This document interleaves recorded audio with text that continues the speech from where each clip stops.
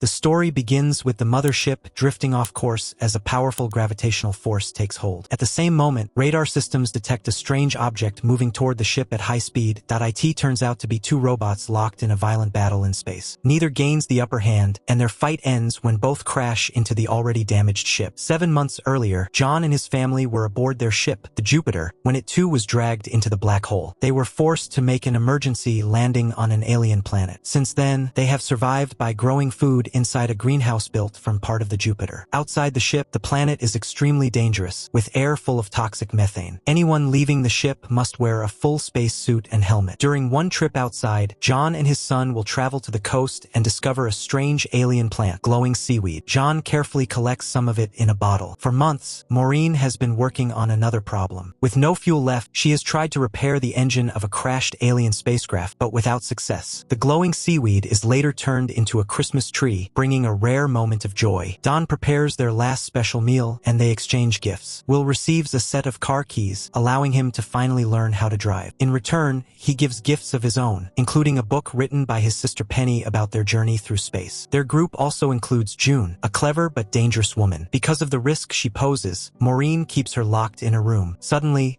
an alarm sounds. The planet's harsh monsoon winds have torn holes in the greenhouse plastic. The many patches already covering it show this has happened many times before. Later, Will has his first driving lesson in the rover. He quickly realizes it barely moves, running on almost no power. The spacecraft is nearly dead, with even the main systems shut down. Their only electricity comes from solar panels, just enough to power the suits and the oxygen system. After studying the weather, Maureen makes a shocking discovery. Massive storms appear every 23 days at the exact same time, as if controlled. She forms a risky plan: move the Jupiter into the storm's path and use lightning to recharge the ship and escape the planet. One night, an alarm wakes them. A huge tear has opened in the greenhouse. Without thinking, John rushes outside without a spacesuit. His hands are badly frostbitten and toxic gas floods in. Don arrives just in time to save him, but the accident destroys all their crops. With no other choice, they decide to act on Maureen's plan immediately. They dye plastic sheets to create a sail and use the rover to build a mast, turning the spacecraft into a sailboat. Using a map, they chart their course. Once ready, they launch the Jupiter into the sea, transforming it into something they never imagined. As they sail, Maureen's instruments show air pressure dropping rapidly. A massive storm is forming behind them. Inside the ship, June senses something is wrong and tells Penny to warn John to lower the sails. Before she can explain, the ship crashes into a reef and becomes stuck. Thankfully, the hull remains intact. June tries to convince Maureen that she is an expert sailor, but Maureen doesn't trust her. Meanwhile, Will notices movement in the water. For a moment, they hope it might be alien robots, but it turns out to be more glowing seaweed. Maureen eventually finds a way to free the ship using its extendable arm. But the danger worsens. The storm is now raging, and massive reefs block their path. As rock walls close in,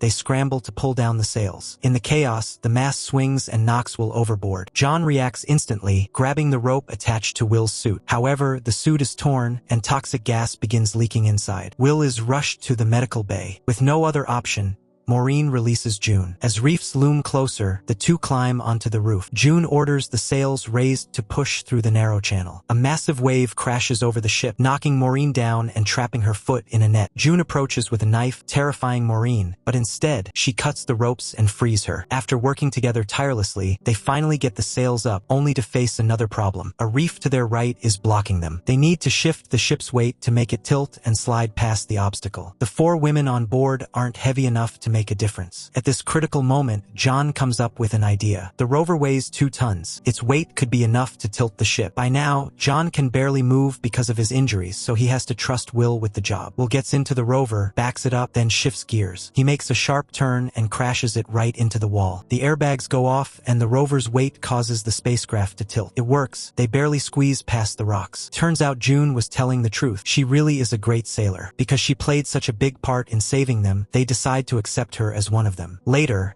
while changing her suit, Maureen notices frostbite on her own hands. June then confesses that she was the one who cut the holes in the greenhouse. She explains she did it to force them to leave the miserable planet. Maureen decides to keep this a secret, realizing that, in a weird way, what June did helped them all. Just when they think they are close to their destination, the spacecraft grinds to a halt. A massive waterfall is right in front of them. Everyone holds on tight as John steers the ship. Luckily, they get stuck right at the edge of the waterfall. They go to the roof to check the situation, station and see a smooth, metal surface below them that looks man-made. They can't help but wonder who built such a huge structure. With their spaceship sailboat stuck on the waterfall and a thunderstorm just an hour and a half away, Maureen gets ready to capture the lightning. She plans to use a kite, tying its string to the ship to recharge its power and get enough energy to fly away. Down below, Don is cleaning the ship to prepare for takeoff. While looking for tools to clear away seaweed, he feels a sharp, terrible pain in his leg. He doesn't realize that a piece of toxic seaweed has attached to his skin and is paralyzing his nerves. He collapses, pulling Penny into the water with him. Hearing their screams, Maureen rushes to save her daughter. At the same time,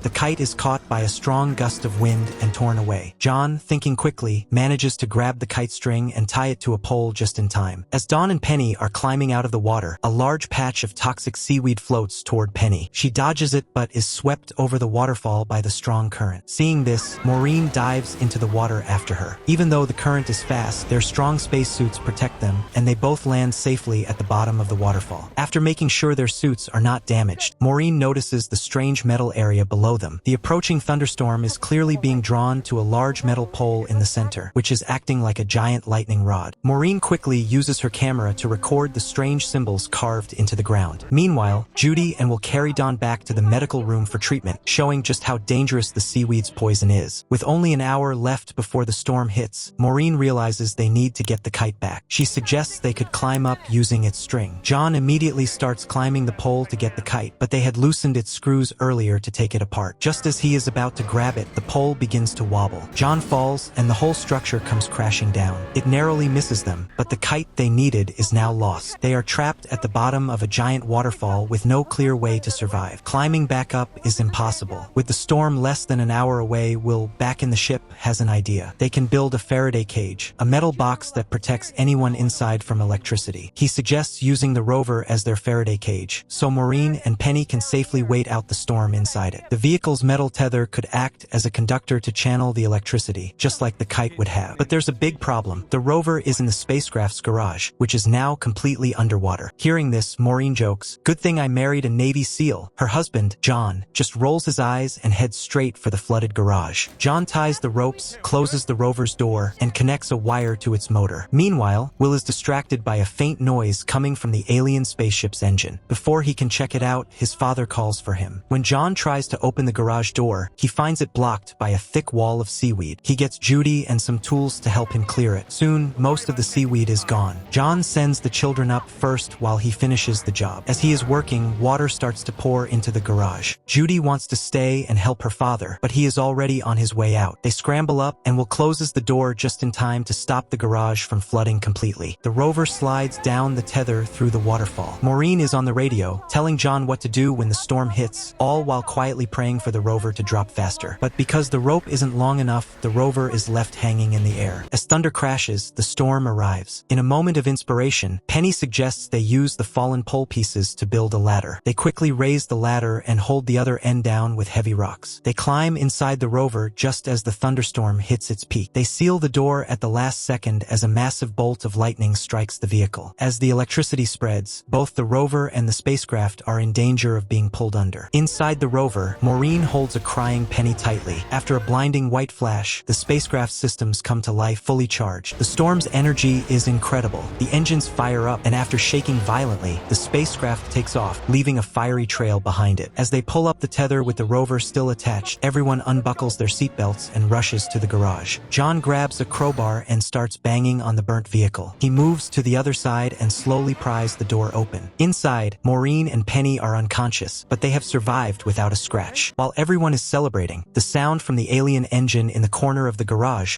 once again gets Will's attention. He crawls over to see it, and a mechanical claw suddenly shoots out. Will dodges just as the claw falls to the floor. It's the arm that was torn off one of the alien robots during its battle. Following Maureen's advice, John packs the arm into a box, and they all head to the upper deck. Maureen goes to check the instruments she used to study the alien engine and notices new readings. As their ship flies through space, the radar goes off. They look at the monitor and see a huge object on the screen. Maureen quickly checks the signal and finds out it's an audio signature. A special special sound used to identify ships. The sound is coming from their mothership, the Resolute. This news makes everyone incredibly happy. After everything they've been through, they can finally rejoin the fleet and return to the mothership. Filled with new hope, they rush to prepare for the trip. Meanwhile, June, who heard the news, quietly goes to her room. She pulls a piece of the toxic seaweed from the trash and carefully hides it inside a book. It's clear she is planning something. After facing so many challenges, the family's spacecraft finally gets close to the Resolute. They fly into the mothership's giant hangar and try to send a signal, but no one answers. With the push of a button, their spacecraft successfully docks. They are all excited to reunite with the fleet, including Don, who is still injured and on an 4-drip, holding his pet chicken. Because he is not stable, Don has to stay behind on their ship. Before leaving, Maureen makes sure to handcuff June to a pipe on the spacecraft. After walking through a decontamination chamber filled with white smoke, they finally board the Resolute. To their surprise, the huge mothership seems completely empty. There is no one around. Thinking it might be lunchtime, they go to the cafeteria, only to find old dishes and moldy food everywhere. Feeling that something is very wrong, John tells the children to go back to their ship. He thinks a major accident happened, forcing everyone to evacuate. Maureen, wanting answers, finds the ship's broadcast logs. All she finds is a jumbled, messy recording from 7 months ago, the exact time they were pulled into the black hole. They don't know it yet, but June has already gotten out of her handcuffs and snuck onto the Resolute. She first tries to use a chip in her hand to open a stairwell, but because her status is detained, she isn't allowed. She goes to a room, gathers everything that could prove who she really is, and sets it on fire. In the hallway, the mothership's fire alarm goes off, causing the fire doors on that level to close. The stairwell can now be opened without clearance because of the fire emergency. The closing doors separate John and his family, forcing them to find another way to meet up. Meanwhile, June goes to the data room to change her official files. She even takes a moment to fix her hair and take a selfie. While looking for another way out, Judy is startled when she runs into a little girl. The girl explains that the mothership was attacked by a monster and everyone ran in panic. She was separated from her mother and has been living alone on the ship for the past 7 months. At the same time, back on their spacecraft, Don is drawn by a strange noise. He opens a large box and finds the alien robot arm inside. He quickly locks the box and tells the others on the Resolute. John tells him not to worry, saying it's just a broken piece of a robot he forgot to mention. But then Don says that the wires on the arm were moving. Will, remembering when he first saw the alien robot in a tree, realizes it is trying to put itself back together. This means the rest of the alien robot might still be on the ship. The group is very alarmed by this and decides to meet in the cafeteria. The little girl offers to show Judy a shortcut. Maureen tells Don to go to the cockpit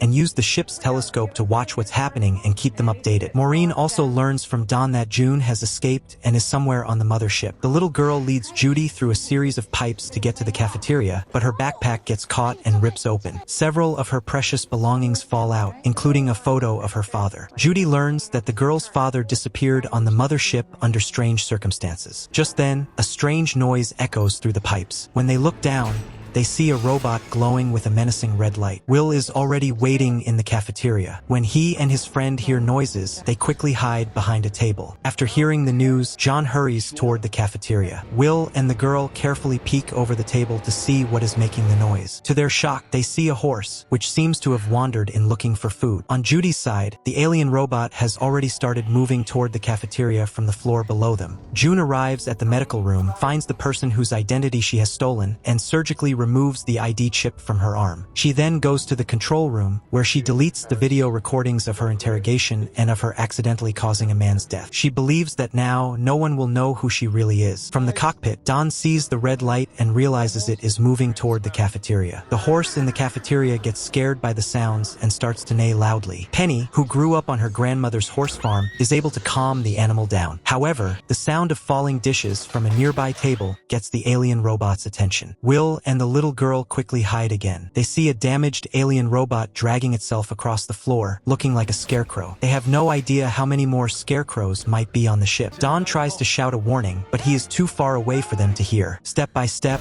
the scarecrow gets closer to Will and the others. Suddenly, a song starts to play. It's John, who has started singing to make fun of the robot. The scarecrow, clearly annoyed, turns and begins to crawl toward John and the others. Seeing this, Don still in the cockpit, yells at John's group to run. John, in the middle of his song, admits he can't remember the rest of the words, but Maureen cuts him off and just tells him to run. Even though it's damaged, the robot moves surprisingly fast. They quickly run into a nearby room to hide. The Scarecrow follows the sound and crawls into the room, but all it finds is a communicator that was left behind. John and the others immediately slam the door shut, locking the robot inside. They can finally breathe again. John jokes to Maureen that she never liked his singing, but this time it came in handy. In the hallway, Judy and the little girl jump down from a passage above and run into June. As Judy looks closer at the girl's photograph, she remembers something. The man in the picture is the same one whose death she accidentally caused. It's a painful memory she has never been able to forget. Eventually, everyone meets up in the main hall. Just then, Maureen sees a spacecraft returning to the mothership, and their faces light up with joy. They rush toward the spacecraft's door, but when it opens, they see not their friends, but a squad of heavily armed soldiers. Following them is the mothership's deputy commander. He explains that they had to escape the Resolute because of an attack from the Scarecrows. Maureen asks how the commander knew they were here. He tells her that he got their signal the moment they docked. John tells the commander that they trapped one of the Scarecrows in a room. The commander corrects him, saying that he didn't trap it, he let it return. It turns out that Will was not the first human to connect with this alien intelligence, and the full truth is hidden behind a large wall. As the lights turn on, a huge, circular portal is revealed. The commander explains that the Resolute's cockpit was actually built from the cockpit of a crashed alien ship. The only reason humans can travel through deep space is because of this alien technology. They used the alien ship to build the mothership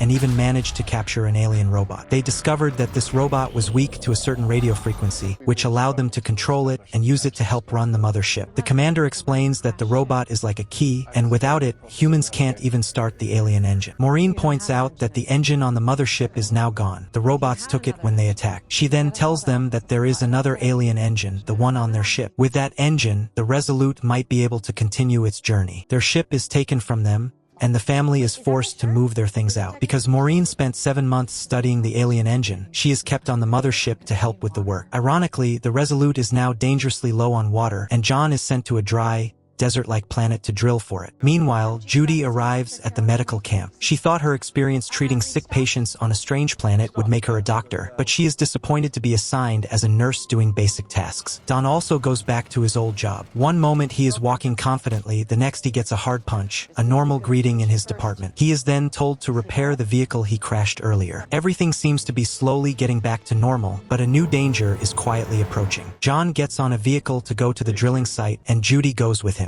When they arrive, John gets bad news. The water well had been successfully drilled the day before, and water was flowing. Today, however, the pipes are blocked. Someone needs to go down into the well to see what the problem is, and the leader asks John to do it. He doesn't see any problems in the first 2 sections of the well, so he decides to go deeper. He doesn't know that something is stuck to the pipes below him. At the camp, Judy finds the little girl's lost ring in a pond, only to see that the ring has become so fragile that it breaks into pieces when she touches it. Down in the well, John tries to turn a valve, but a piece of it breaks off in his hand, leaving him confused. Judy, realizing something is terribly wrong, quickly orders everyone at the well to get away. As pieces of the structure start falling from above, John acts fast, pulling his teammate's safety rope to send him to the surface before trying to get out himself. However, his own metal clip suddenly snaps. The planet's water is revealed to be corrosive, and it has also been eating away at the tower built over the well, causing it to slowly collapse. As John tries to climb the wall, his path is blocked when the tower gives way, crashing down and badly injuring a man who now needs to be rushed back to the base. For now, John is safe, but he is trapped deep inside the well. After contacting her father, Judy learns that a tanker truck full of the corrosive water is already on its way to the base. She knows she has to stop it before it causes a disaster. Rushing to a rescue vehicle, Judy quickly calls Don. Just as Don is about to launch a spaceship, he gets her message. He sprints toward the ship and stops the launch just in time, saving the mothership from being destroyed. Back on the spaceship, June was trying to leave quietly, but she didn't get far. Just as she was about to walk out with her bag and a book she'd taken from Penny, police officers blocked her way. They arrested her and took her to an interrogation room. There, she tried to talk her way out of it. She insisted she wasn't a bad person and explained how she had saved Will and his family on the alien planet by expertly steering their ship through a dangerous storm. She pointed out that the whole story was written down in Penny's book. However, when the officer touched the toxic seaweed hidden in the book's pages and then tried to look at the security videos from the day they boarded boarded the mothership, he ran into a problem. All the video footage from that time, especially any showing June, was gone. A moment later,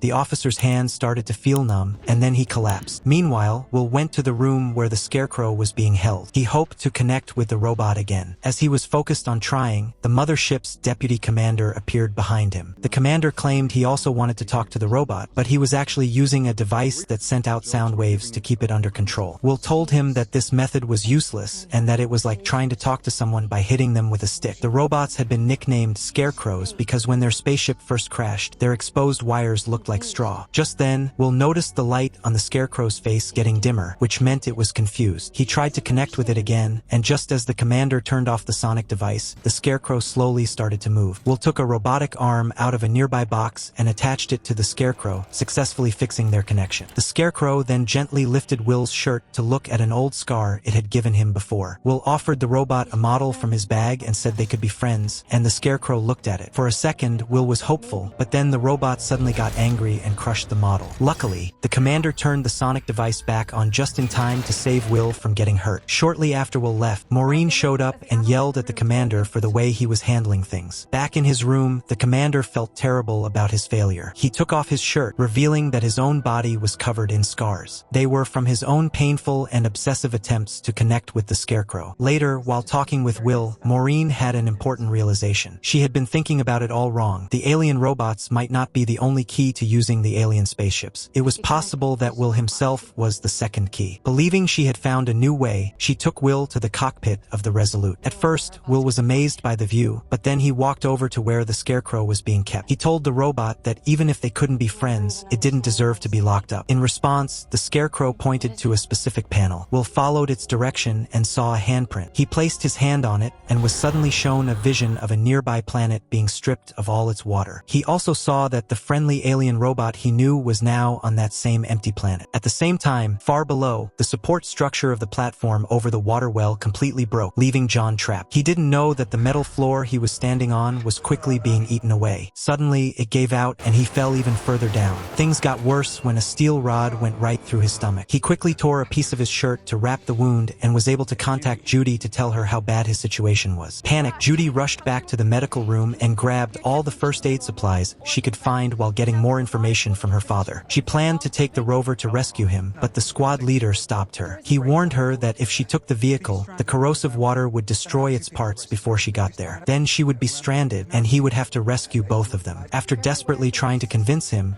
the squad leader finally gave in, and Judy took off. It wasn't long before his warning came true. The vehicle began to shake badly as a part on the right front wheel fell off. The rover crashed, and when Judy got out to check, she saw how badly it had corroded. She couldn't drive any further. Her navigator told her she was still 20 miles away. She decided the only way to get to her father in time was to run. After getting her supplies ready and reassuring her father on the radio, she started running. As they talked, she realized just how badly he was hurt. She stopped and asked her navigator for a shortcut, but it would mean going outside the safe, marked areas. The dangers out there were unknown. She ran into a valley, but her presence immediately attracted several alien dinosaurs. Using her speed and agility, she kept dodging their attacks. To get away from them, she squeezed into a narrow crack in the rocks, and her backpack was almost grabbed by one of the creatures. Terrified, she closed her eyes and pushed herself against the rock. Looking ahead, she burst out again, using her small size to jump and dodge her way to safety. As she ran, memories of her father flashed through her mind, giving her strength. Just before dark, she finally reached the water well where he was trapped. She climbed down through the broken pipes and gave him a shot of adrenaline. After a lot of hard work from everyone, they finally rescued him. Elsewhere, Don and his friend were studying chemical reactions and made a shocking discovery. The stuff that corroded metal could spread just by touching it. They immediately ordered everyone at the base to stop using anything with metal in it, including vehicles and spaceships. Aboard the Resolute, Maureen decided to take Will and the commander to the desert planet to look for the robots. She also wanted to understand the deep connection the robots seemed to have with her son. Meanwhile, on her way to class, Penny saw an unconscious officer being carried away and rushed over to ask what happened. The staff told her that a doctor, June, had reported that the officer had just collapsed. June was then taken to a private office. Looking at the large, nice room, she was thrilled and mumbled about getting a fresh start. Soon after, Penny found her there and asked what she had done to the officer. June said she was innocent, claiming they had just been talking before he fainted, maybe because he was overwhelmed by her beauty. She then closed the door on Penny. Watching from a distance, Penny saw June sneakily throw away a trash bag. Penny went to the garbage room to check it out, but wasn't allowed to go in. Later, in class, she came up with a plan. She grabbed some sand, rubbed it on her and her boyfriend's clothes, then raised her hand and asked the teacher if they could go clean up. Penny hurried out with her boyfriend, who complained that she was dragging him into her plans after not seeing him for 7 months. Just then, a worker came out of the garbage room and they had to hide. They shared a quick, sweet moment, which was enough to make her boyfriend agree to help. When they finally opened the garbage room, a terrible smell hit them, but they went in anyway. Her boyfriend didn't want to climb down into the trash, but after Penny begged him, he agreed. After searching for a long time, they found the trash bag with shredded clues inside. One piece of paper had the word "killed" on it. Just then, the garbage worker came back and turned on the trash compactor. They scrambled to get out, but Penny's leg got stuck. Her boyfriend climbed up the ladder, and it looked like he was going to leave her. Penny screamed for help, but suddenly, the machine stopped. Her boyfriend hadn't left her. He had gone to shut off the power. Penny was safe. Back in their classroom, they put the shredded paper together. The message said, "Curiosity killed the cat." June suddenly walked in, and Penny quickly hid the pieces of paper. After class, June blocked their way and warned Penny not to go through other people's trash, or she might end up like the cat. As they turned to leave, June followed them, saying she had cleared her name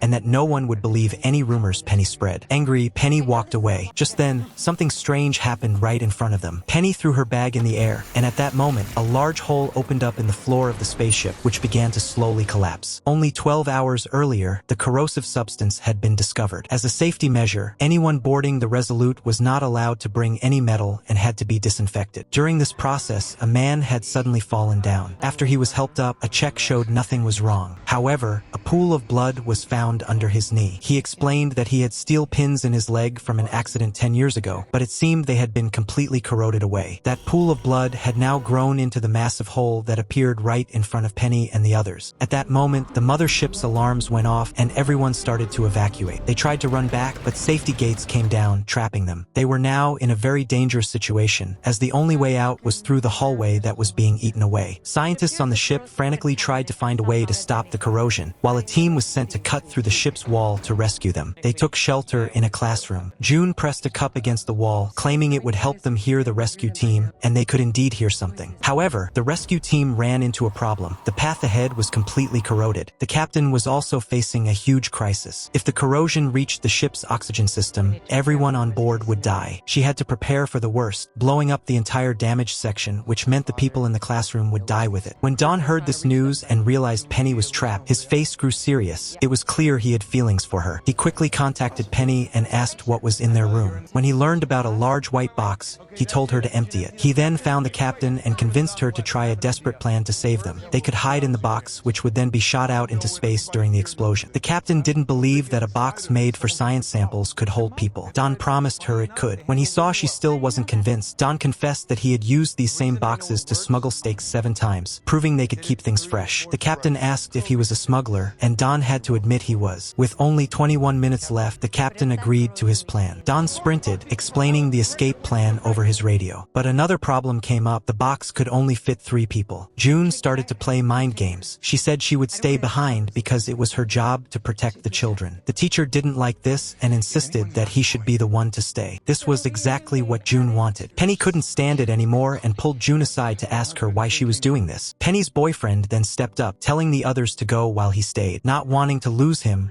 Penny quickly stopped him. Just then, her boyfriend found a panel inside the box for controlling temperature. Don told them that if they removed it, they would probably freeze to death in space within a minute. With no other choice, they decided to take the risk. They removed the panel, taped a fire extinguisher inside, and prepared for the worst. The teacher, however, was afraid of small spaces and didn't want to get in. With little time left, Penny convinced June to use her famous persuasion skills. As expected, June successfully talked the teacher into getting into the box by using deep breathing exercises. Penny opened the fire extinguisher to push them forward, and an engineer told Dawn just before closing the door. As the section of the ship was blown away from the Resolute, their box was shot into space. The temperature inside dropped, and they got colder and colder. Finally, after a rough trip, they were rescued. Seeing Dawn, Penny burst into tears and greeted him like family. The ship was now safe, but soon after, Dawn was arrested for smuggling. Will and the other two had already arrived on the desert planet, looking for the robot that was connected to him. Since they couldn't use vehicles with wheels on this empty world, they were surprisingly riding 3 horses. As it got dark, they rode their Ferrari horses and set off, quickly setting up safety fences to protect them for the night. It seemed like they were in for a long and dangerous time on this planet. During the night, a pair of glowing eyes appeared in the distance. Will and his group quickly grabbed flashlights to see what it was. As the eyes got closer, they realized they were facing the same type of alien dinosaur Judy had met. The electric fence became unstable, flickering on and off. The smart dinosaur kept testing the fence, and even though it got shocked, it didn't attack right away. Just as the fence failed again, Will ran out. The dinosaur was about to pounce when a burst of red light flashed, scaring the creatures away. As the light faded, it revealed the familiar shape of an alien robot. Overjoyed, Will ran up and hugged it, asking it a ton of questions about how it got there and saying how much he wanted to catch up. The robot stood silently, then started to walk as if it was leading them somewhere. It took them to a cave with drawings on the walls. Will was thrilled and explained what each drawing meant, and most of them were memories he shared with his own pet robot. Suddenly, the robot pointed to a drawing of their very first meeting. This made Will wonder if the robot had forgotten their bond. A connection he felt was fading. Noticing scars on the robot's arm, Will remembered a time on the spaceship when his robot had fought the other robot. The robot in front of him didn't have that scar, and he had a scary realization. This was not the robot he knew. As he told his mother to leave, the robot transformed, blocking the cave entrance and raising its glowing claws. It was a defensive move, not an attack, showing it didn't want to hurt them. Will guessed out loud, asking the robot if it wanted something from him, and the robot seemed to agree. Just as it looked like the robot might attack, the commander appeared and disabled it with an electromagnetic wave. Even though he didn't find his pet robot, Will later climbed a hill and found the exact place he had seen in his vision. Just as he was about to tell his mother the good news, he fell into a hole. He called for help until the familiar figure of the robot rescued him. Later, the robot was spooked by a horse, so Will explained that it was just an animal for transportation, like a rover. As he taught the robot how to calm the horse, it seemed to be thinking hard. The sight of another dead robot caught its attention, possibly making it think about its own 7 months of being trapped by a similar dead robot. A large herd of alien yaks forced them to find a different path, so Will's mother and the commander went to check it out. Back at the camp, the robot tried to be like Will by calming the horse and even took an apple from Will to feed it. He humorously asked for another one, even though Will told it one was enough. After finding a way around the yaks, Will's mother noticed a scar on the commander's chest. He admitted that he had also felt a connection with a scarecrow and that it wasn't entirely safe. As they talked, Will saw the robot melting the ropes used to tie up the horse. He protested, explaining they needed to tie the horse so it wouldn't run away, but the robot didn't seem to understand. Maureen came back and carefully reminded Will to be safe before they left again. However, they soon ran into several alien dinosaurs up ahead. With the robot nearby,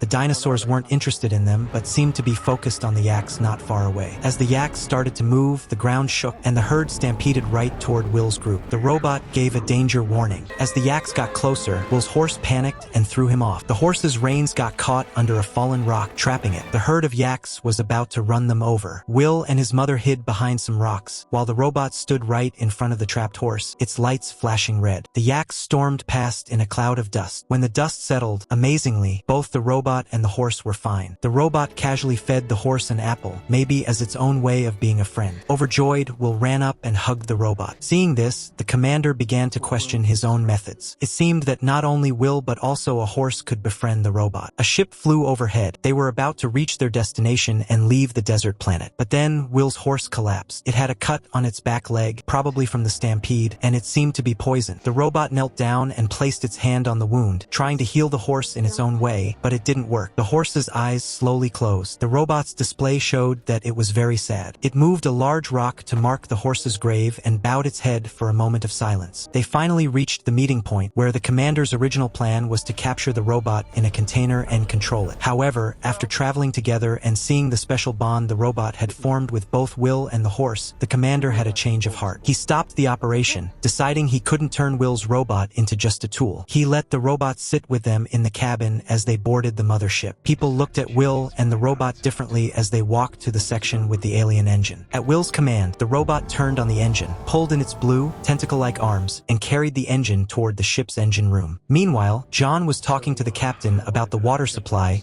when the ship received an unknown audio signal. The captain quickly ended their conversation without telling him what the signal was, hinting that more trouble was on the way. John asked Don for help, since Don could get around security and listen to the signal. However, Don was locked up and couldn't do anything. John then went to June, who had the right security clearance. She managed to get the audio for John, all while secretly messing with the communicator at her computer. John and June listened to the audio. It was a message from several approaching alien ships. The situation was getting serious. They were about to leave, but 3 guards were already waiting to arrest John, revealing that June had betrayed him. After he was captured, June went to the ship's doctor, pretending to be concerned about everyone's mental health, to find out what the leaders were planning to do next. Her trick worked. This was all part of a bigger plan made up by John and June to get inside the ship's high command. The ship would soon face a crisis, and June would be made the official counselor to help manage the crew's feelings. The good news was that once Will and his mother returned, they could travel to their new home on Alpha Centauri with the robot's help. The bad news was that the ship was dangerously low on water, which meant only some people could leave, while the rest would be left behind on the desert planet. As soon as Maureen got back to the spaceship, John called her for a quick meeting. They were determined not to leave the people on the planet behind, but they didn't have much time. The moment the robot finished installing the engine, the ship would be ready to leave. But they had a big problem. Even if they picked up everyone from the ground, the mothership wouldn't have enough oxygen for all of them. On top of that, the water from the planet was contaminated. Using this water to make oxygen would corrode the pipes and could destroy the mothership from the inside, killing everyone. Angela said she had found a way to clean the water, but it would take a year to make the oxygen they needed, and they didn't have that much time. While Maureen and John were talking by a window, they saw a nearby planet. After checking some data, they came up with a new plan. They knew the captain would never agree to it, so they decided to mutiny and take control of the entire mothership. The group met to discuss their plan. They had to think about a few things. First, they were running out of time. Once the alien robot installed the engine, the ship would leave. Second, their goal was to take control of the bridge, the command center of the Resolute. They also knew they would face major problems, including the 18 well-trained guards on board. For John, a former Navy SEAL, this would normally be easy, but he was currently in chains and locked up. The heavy responsibility fell entirely on Maureen. At that moment, June said that it wasn't as hard as it looked. You could control people without lifting a finger, just by using their weaknesses. With that in mind, they started their plan. Penny first went to Don. While he couldn't remove the shackles, he brought a welding torch and cut out the entire wall panel that controlled them. Meanwhile, the robot had already put the engine in place. Don put the wall panel on a cart, hobbled back to his squad on one leg, and told the maintenance team leader about the captain's plan to leave the other humans behind. Maureen and 2 others reached the bridge. The captain's plan was clear: fly the mothership to the colony, then send a team back for the others. However, one of the engines suddenly stopped working. It had been sabotaged by Maureen's group. The captain ordered them to be thrown out, and a guard immediately called for backup. As more guards came, Maureen reminded the first guard of the time she had saved his life on the desert planet. Looking grateful,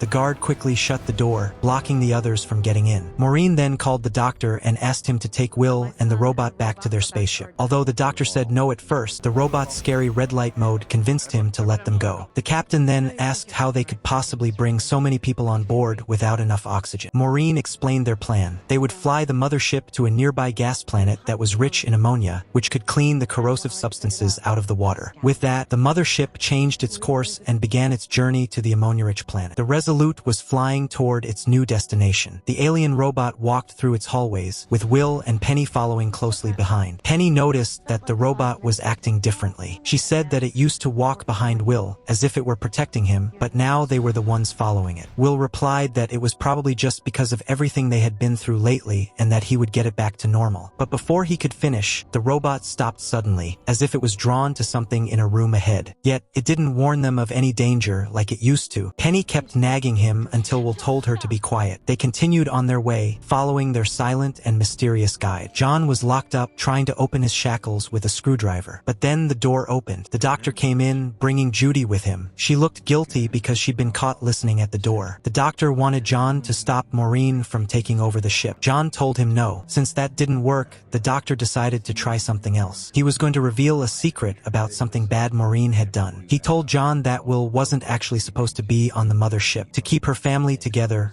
Maureen had made a deal. She traded secret security codes to get Will on the list. And the person she made the deal with? The doctor said it was him. Now the doctor had something to use against them. He threatened John. He said if Maureen didn't stop, he would use her secret codes to open the oxygen system's valves. That would flood the room with gas and make the pressure go way up. If they added the bad water after that, the pipes would explode and their whole plan would be ruined. Their only choice then would be to go to the new planet. And when they got there, he said, Maureen and Will would be arrested and sent back to Earth. Hearing this, John jumped at the doctor, but the doctor just pressed a button that sent an electric shock through the shackles. John fell to the floor and couldn't move. The doctor then locked the door and left. Meanwhile, Maureen was steering the Resolute toward the gas planet. The pressure outside was so strong that a pillar on the ship started to crack. The mothership couldn't fix itself, but Maureen wasn't worried. She had already sent the robot to take care of it. The robot was a great welder and could work perfectly in the danger space outside. Following Maureen's orders, the ship opened its vents to start collecting the ammonia gas they needed. But by then, the doctor had already logged into the security system and locked down the bridge. Luckily, they had a backup plan. John had told June to warn Maureen, but on her way, June ran into the little girl, and seeing her brought back too many bad memories. She couldn't face her, so she took a different route. That mistake made her late. By the time she got to the bridge, it was already locked. Back on the bridge, Maureen's team suddenly lost control of the air vents. The doctor pressed the button. Ammonia gas started flooding in. That wall panel Don had cut out earlier came in handy. It blocked the emergency doors just long enough for most of the crew to get out. But Don and the captain were trapped inside. They tried to open the doors, but it was no use. They finally just sat on the floor, knowing they couldn't breathe the thick air for much longer. June, stuck outside, kept calling for Maureen, but no one answered. She knew she was too late. Just then, the alien robot walked past the locked gates. It didn't stop, but it kept saying, "Danger," talking to someone Will couldn't see. On the bridge, Maureen and her team were stuck. When she saw that Don and the captain were still trapped, she ran out, got into a small repair ship, and flew out to save them. The flight was really shaky because of the pressure, and she almost crashed, but she was a great pilot. She got to the outer chamber and used a robotic arm to close the outside door. By then, the two inside had already passed out. It was a close call, but she did it. The outside door sealed, and the inside one opened, saving Don and the captain. Maureen could finally breathe a sigh of relief. John's shackles were unlocked. They all knew their plan had failed. The doctor came to the bridge and told the captain to fly to the colony planet. The captain agreed. She started up the systems, and John managed to call his wife, who was flying back. When he heard that Maureen hadn't seen June, he was furious. When he met June, he asked her why she didn't deliver the warning. June was too scared to tell him the real reason, and it was obvious how disappointed he was in her. This time, June knew it was all her fault. Just then, the robot pried open a gate. Inside, the scarecrow was being held, and two guards were shocking it with electricity. When the robot saw its friend so weak, its face glowed red with anger. It knocked down one guard, and the other ran away. Then it ripped the heavy prison door right off and hugged the scarecrow. The scarecrow's light was dim. It was very weak. The robot started to leave with the scarecrow.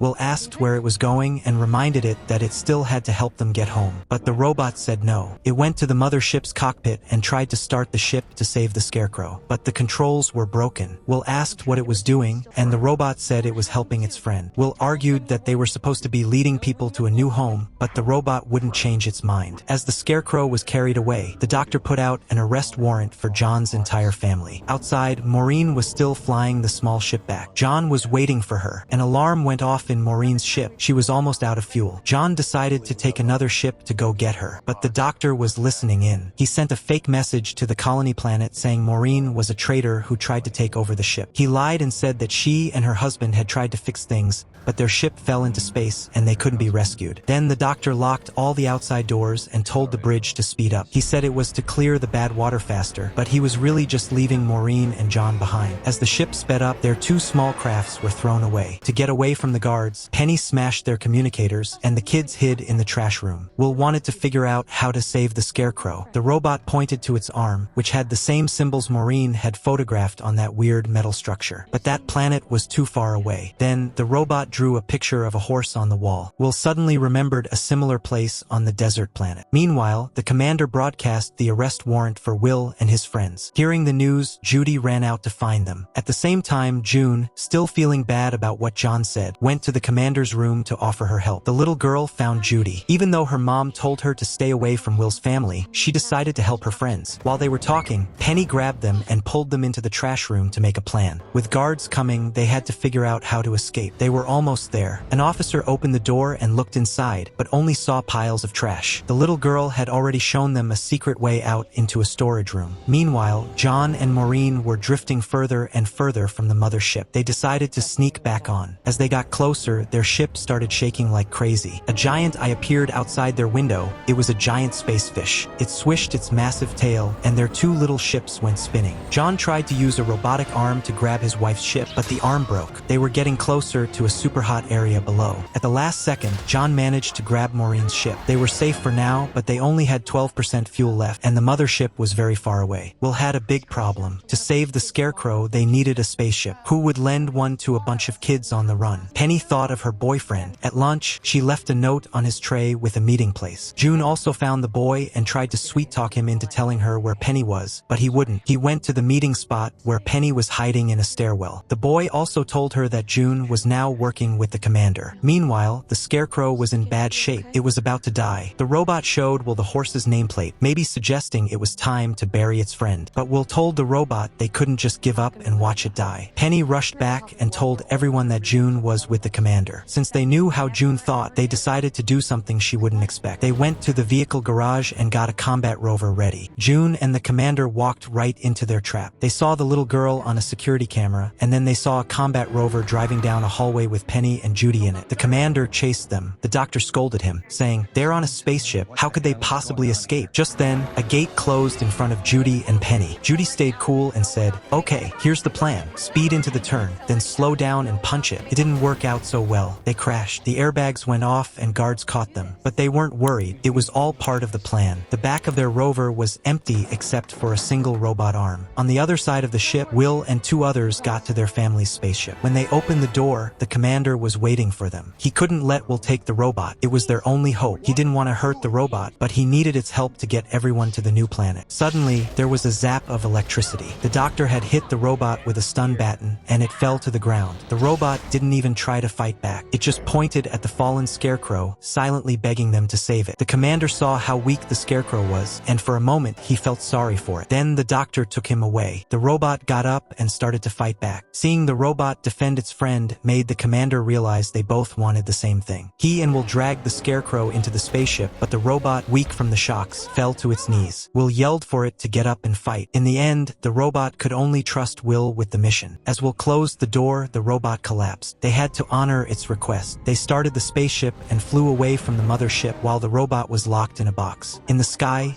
John and Maureen saw their children's ship. They didn't have time to think because the big airlock doors were about to close. John slammed on the gas, and at the last second, they made it back inside. Meanwhile, the doctor tied up the robot and put a drill with a wire on its head. The kids' ship landed on the empty desert planet. They found the metal platforms that looked like the lightning rods from the water world. After a long search, they finally found the spot the robot had told Will about. They had to put the barely alive Scarecrow on the platform so a lightning strike could bring it back to life. A storm was coming fast and would be there in minutes. The Scarecrow was fading. They had to hurry. The commander decided to sacrifice himself. He locked Will in the cockpit and dragged the Scarecrow to the spot. As the lightning hit, the commander knew he wouldn't make it back. With a flash of light, Will was thrown from his seat. When he got up, he saw countless red lights everywhere. It was an army of alien robots. He quickly sent out a distress call. On the mothership, John and Maureen planned to rescue Will's robot. Dawn was cutting through a wall right under where the robot was being held. The monitor showed that Will's ship was coming back with all the humans from the desert planet. The aliens were flying a new ship and following them. Hearing this, the doctor and June went to the cockpit to force Will's robot to open a black hole. He kept turning up the voltage, but the robot fought back. On John's side, they heard the alien engine starting. It would take too long to cut through the wall, so John found another way. He walked up to the door, punched the guard, and choked him out to get his key card. But when he got inside, there were tons of guards. A big fight started, but John was fast and took them all down. Inside, the doctor had the voltage on max, and the robot was getting weaker. Another guard ran in, but Don knocked him out with a fire extinguisher. Maureen rushed in,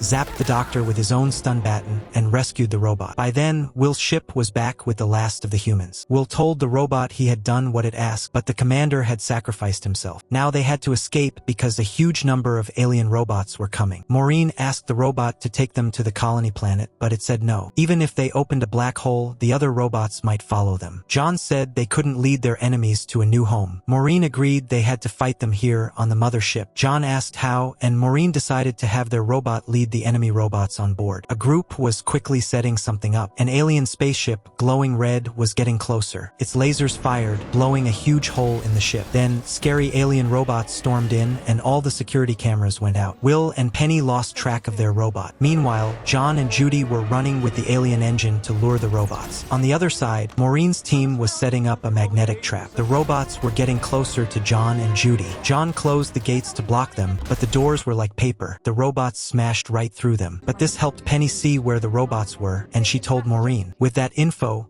Maureen got everything ready and had everyone hide in one room. Don hid by the door. Just as John and the army of robots arrived, the room filled up with machines. As the last one walked in, Don gave the signal and Maureen hit a switch. Instantly, all the robots froze. The trap wasn't fully charged, so it could only hold them, not destroy them. It would take a full day to get to full power. Just as Maureen felt relieved, she got more bad news. Hundreds of alien ships were on their way and would be there in an hour. Judy came up with a desperate plan. Put all the children on a spaceship with the alien engine, open a black hole, and send them to the colony planet. Maureen hated the thought of splitting up her family, but to save humanity, they had no other choice. The robot put the engine on the children's spaceship. June secretly got on, planning to escape with the robot, but the robot stopped her. The light on its face seemed to say they had to stick together. So June got off. The children said their final goodbyes. June casually picked up a toy ball from the floor. John's family said their last goodbyes, and Judy led Will and Penny onto the spaceship. Just then, the robot walked past Maureen. She and June followed it to where the other robots were trapped. The power was still too low, and the alien robots were slowly starting to move, trying to cut the power lines. A robot opened an outside door. Maureen and June backed away. June asked if their robot would go help,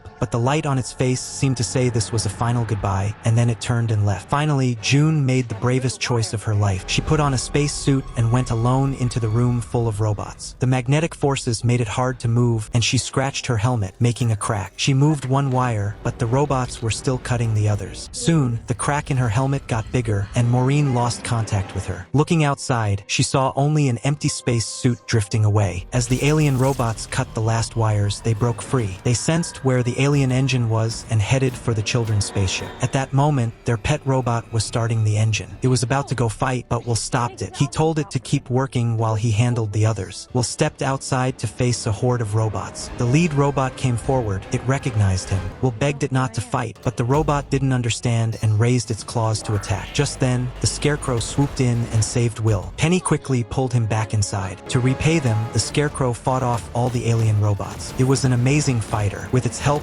Will and the others launched their ship. But when it fought the lead robot, the Scarecrow was a little outmatched and was soon beaten. As the lead robot was about to destroy the spaceship, the Scarecrow jumped in front and took the blast. One of the ship's engines was destroyed, which slowed them down but bought them more time to open the black hole. To slow the robots down, John and another person decided to destroy the mothership. There was no self-destruct button, so they decided to ram it into the robot's ship. As the mothership's escape pods launched, the robots rushed to their own ship. By then, the children's ship was gone. With the robots' help, the wormhole opened. John and his companion ran for their own escape pod, but were too late. They could only kiss at the window and say a final goodbye. But then, Clever Don showed up and saved them. As debris hit the mothership, the alien ship also took off. The two huge ships flew side by side, but the alien ship was bigger and crashed into the Resolute, destroying it. The ship carrying John and the others was a second too late. The wormhole disappeared right in front of them. With the robots' help, the children's spaceship made it through the black hole and arrived at the colony planet. After everything they had been through, they found a box with June's scarf and the toy ball inside. But then, as they looked at their new home, they discovered a horrible truth. The colony planet was just a broken-down world floating in space junk. Among the wreckage was the Fortuna, a ship that had been missing for 20 years. Its captain was Judy's real father. Here ends Season 2 of Lost in Space. Hope you guys liked it. If you did, just like and hype the video, and don't forget to subscribe for Season 3. See ya!